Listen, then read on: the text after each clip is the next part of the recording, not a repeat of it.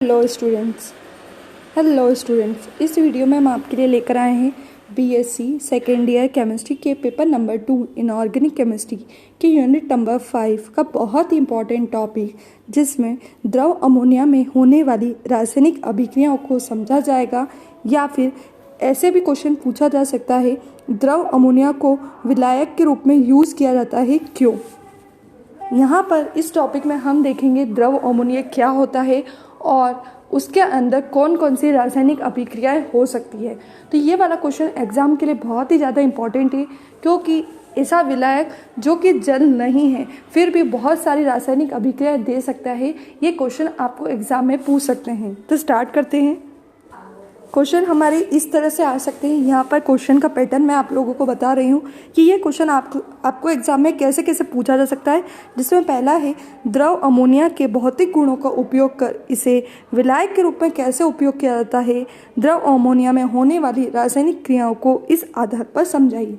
यानी द्रव अमोनिया के भौतिक गुणों को यूज़ करके हम उसको विलायक के रूप में उपयोग करते हैं और द्रव अमोनिया में कौन कौन से रासायनिक अभिक्रियाएं होती वो हमें समझाना है।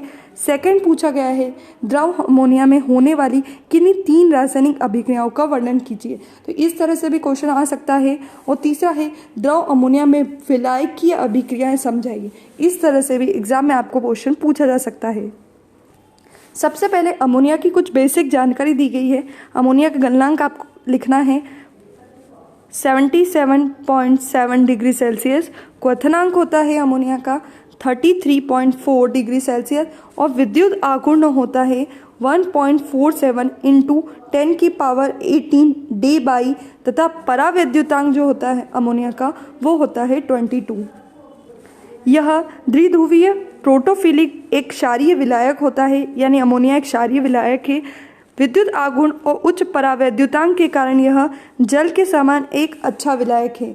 यानी अमोनिया के विद्युत आघूर्ण और उच्च परावैद्युतांक की जो वैल्यू होती है, उन्हीं के कारण यह अमोनिया जल के समान एक बहुत अच्छा विलायक होता है। श्यानता कम होने से इसमें आयनिक गतिशीलता अधिक होती है। अमोनिया की श्यानता कम होती है, यानी अगर हम इसको फ्लो करके देखें तो इजीली गतिशीलता से बह सकता है।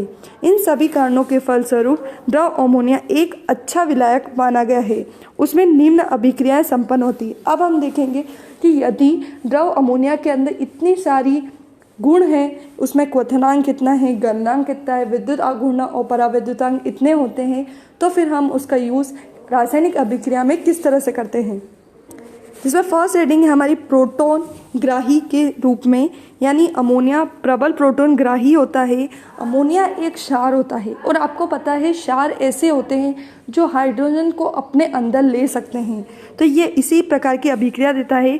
कई पदार्थ जो जल में मंद अम्ल होते हैं वो द्रव अमोनिया में तीव्र अम्ल का व्यवहार करते हैं। कुछ ऐसे एग्जाम्पल जो कि जल के अंदर अम्ल अच्छे से नहीं बन पाते, वो द्रव अमोनिया के साथ अच्छी तरह अम्ल का व्यवहार करते हैं। देखते हैं कैसे। देखो, यहाँ पर अमोनिया है, ये इस H+ के साथ अभिक्रिया कर रहा है। ये प्रोटॉन ग्राही है अमोनिया, यानी हाइड्रोजन को अपने अंदर ले लेता है। और जब एक हाइड्रोजन इसमें मिल जाता है तो ये NH4+ का फॉर्मेशन करता है।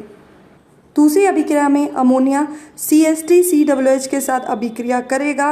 ये CH3COOH के हाइड्रोजन को अपने अंदर मिला लेगा।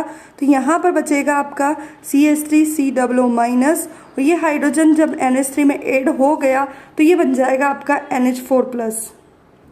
दूसरी अभिक्रिया पे चलते हैं, जो है आपकी अम्ल क्षार या अमोनिया के साथ उदासीनीकरण की क्रिया है। हमने एक स्वतः आयनन वाला टॉपिक पढ़ा था, जिसमें हमें पता है कि कुछ विलायक ऐसे होते हैं जो कि अम्ल भी बन जाते हैं और क्षार भी बन जाते हैं। हमने जल का भी उदाहरण देखा था। उसी तरह से अमोनिया भी अमोनिया के साथ अभिक्रिया कर लेता है। एक अमोनिया अम्ल बनता है, दूसरा क्षार बन जाता है, जिसे हम स्व आयनीकरण कहते हैं। देखो यहाँ कैसे अभिक्रिया होगी। एक अमोनिया अपना हाइड्रोजन दूसरे अमोनिया को देगा, तो जब इसके पास एक हाइड्रोजन बढ़ेगा तो ये बन जाएगा NH4+। और इस NH3 में से एक हाइड्रोजन कम हो जाएगा तो ये बन जाएगा आपका NH2-। आगे देखिए, एक और अभिक्रिया बताई गई है जिसमें अम्ल है हमारा NH4Cl और क्षारक है हमारा KNH2। अब ये कैसे अभिक्रिया करेगा देखना। यहाँ का K और इधर से Cl, क्या बन गया KCl यानी लवण।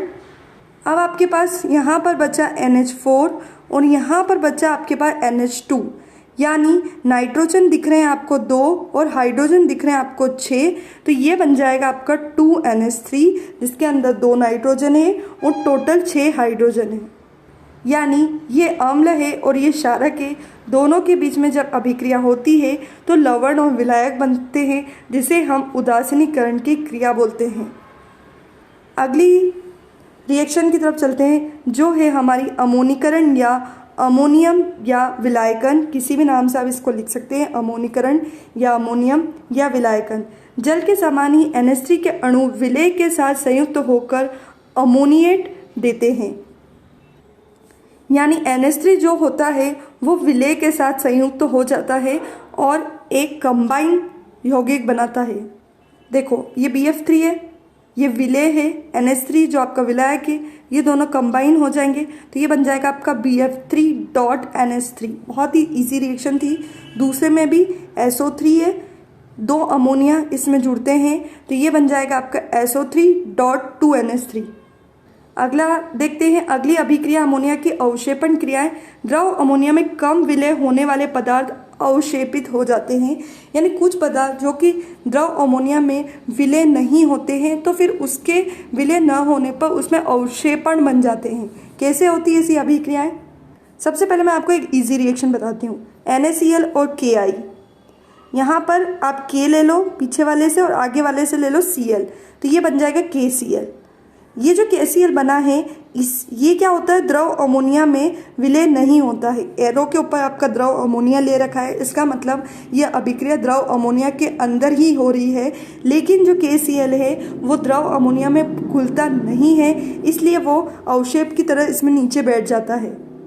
अब बचा आपका Na और पीछे बचा आपका I, तो ये बन जाएगा आपका NaI यानी सोडियम आयोडाइड। दूसरी अभिक्रिया में हमने लिया है CdNO3 ट्वाइस और NH4 ट्वाइस S। यहाँ पर आपका CD और यहाँ पर आपका S अभिक्रिया कर लेगा तो ये बन जाएगा CDS, जो कि अमोनिया के अंदर अवक्षेप के फॉर्म में नीचे बैठ जाता है। दूसरा बचा आपका NH4 ट्वाइस और NO3 ट्वाइस, तो ये बन जाएगा आपका NH4 2 थे तो उसे हम NH4 भी 2 थे और NO3 भी 2 थे तो आगे हम लिख देंगे 2NH4.NO3। उसके बाद है रेडॉक्स अभिक्रियाएं।